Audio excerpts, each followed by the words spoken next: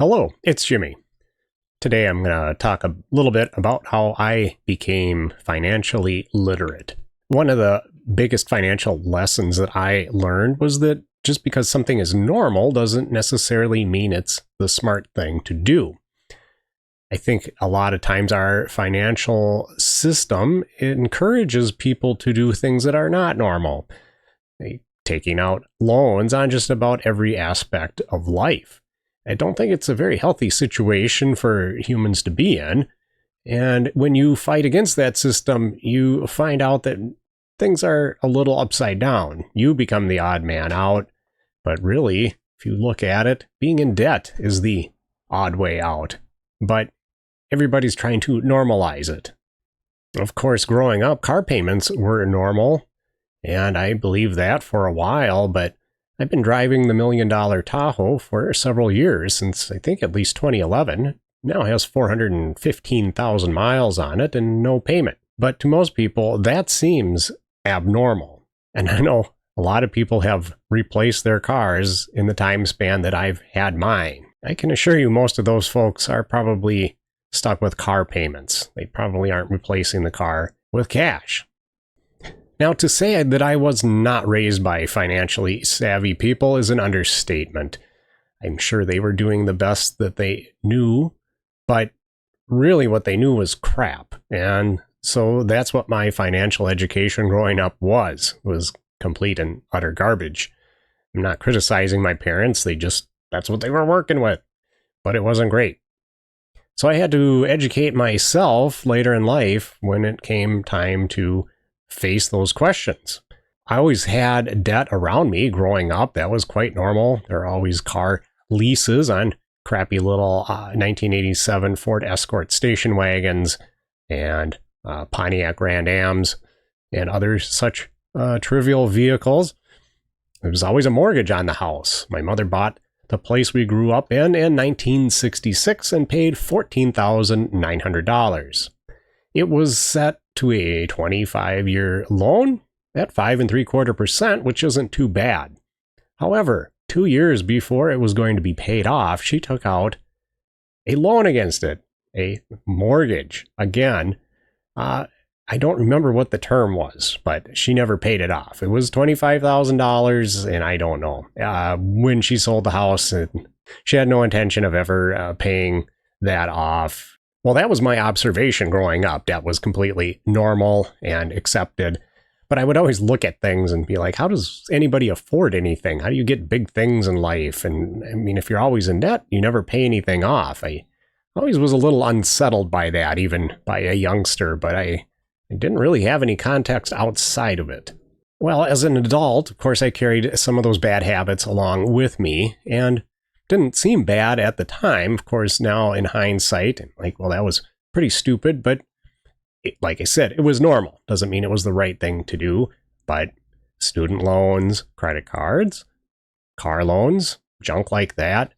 I didn't get into anything super outrageous, no payday loans or garbage like that, but just the little bit of debt that I had, I didn't like. I wasn't quite able to put my finger on it, but I just knew that it wasn't a good thing to have, and I wasn't quite sure how to get rid of it.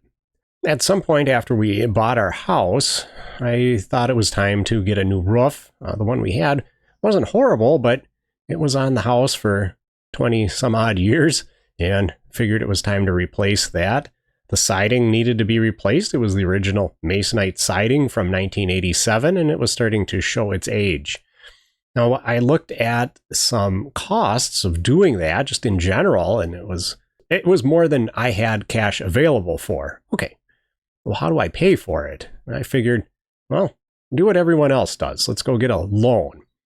So I wandered on down to our local bank and talked to a nice gentleman about getting a loan on the house to do some house repairs. And he was like, okay, yeah, we can help you with that.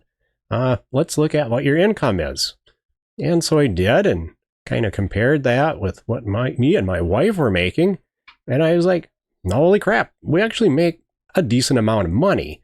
And then I realized, well, if we have this much income coming in, how come I don't really get to keep much of it for myself to do home improvement projects? Well, I paused the search on home improvement and directed my attention towards just basic financial literacy and education. I figured that I was missing out on something because I'm not sure where my money's going. We were funding retirement, maybe not to the fullest, but we seem to have enough money for things like that. But I thought, man, it'd be nice to have a little pile of cash set to the side for projects like this. So, well, how do I do that? So I started down the path of learning what was out there to learn. And there are quite a few folks and gurus that will proclaim all kinds of weird things. At the time, we didn't have the robustness of the internet as we do now. There weren't a lot of podcasts.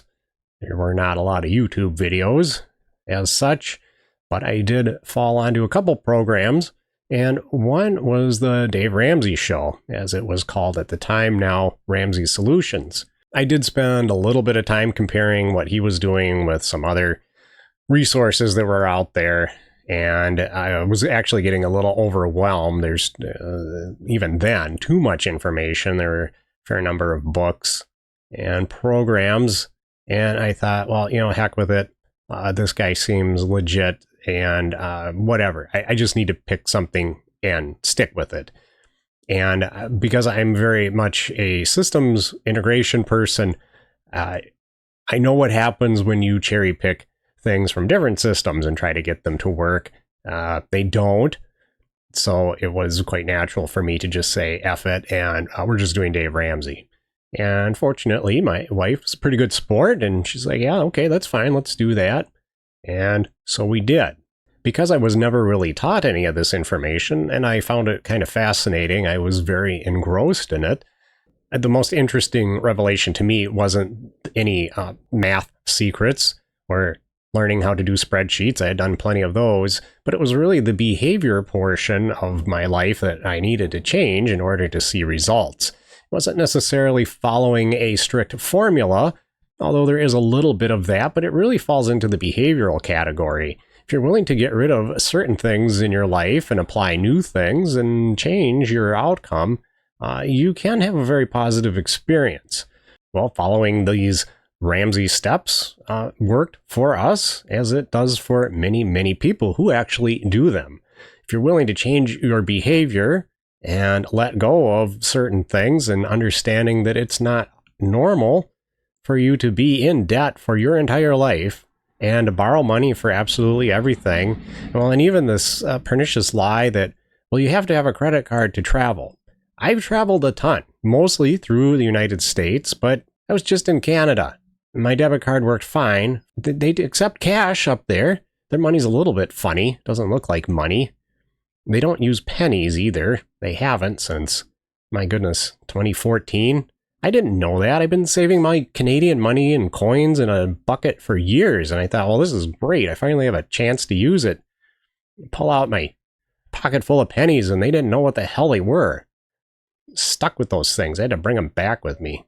Anyway, getting back to the behavioral part of finance, personal finance, it's the little things, the little changes, positive changes that you can make that compound. And eventually you don't miss them. Sometimes it's hard to see the fruit of all these changes when you're in the midst of it. But I did have that experience one time when we were at the auto show, and I was looking out over the sea of brand new cars and realized I could write a check and take any one of those things home with me that day. Although they don't actually let you buy the cars at the auto show, I found out that they're just there to look at and tempt you. But the concept is the same. I would have no debt. I could write a check for any of those vehicles, and I mean any of them that were on the show floor, and it wouldn't be an issue. Now, I couldn't have been in that place mentally or financially 10 years ago. It just wasn't there. I would have said, well, how do you get any of these things? Even the crappiest little car I'd need a loan on. I don't have that kind of cash. Eventually changing the behavior and the habits and staying consistent got to a point where I wouldn't say money's not an object, but it's certainly not an obstacle. Well, my financial education is not over. I still like learning But the point is, it's never done. There's always more to learn, and you can always compare and contrast to what you're doing and maybe make more little incremental changes here and there throughout life and different phases. I mean, where I'm at right now financially is not where I'm going to be in 10 years. I'll need a different tweaking of my strategy, especially as we get closer to traditional retirement age. How will Social Security play into it when we can actually start withdrawing from our tax sheltered accounts, the true retirement accounts that you can start withdrawing from penalty free. Now, I didn't achieve my financial goals because I was necessarily smarter than anybody, but it was because I applied the knowledge that I learned, that I had to learn on my own, to my life and made the changes that were necessary to get where I am.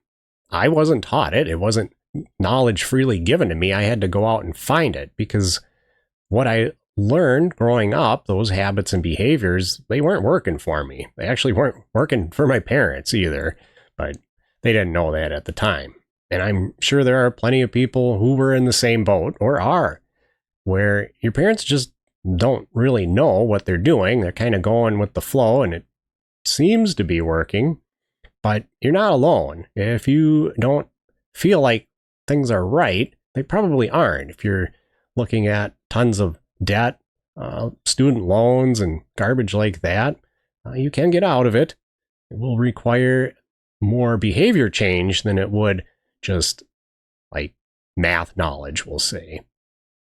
And the examples that we have growing up, they're there not necessarily to define us, but they do shape our attitudes. But you can always change that. I certainly did. Well, that's all I've got to say on my financial education. As always, thanks for watching, and I hope you're having a great day.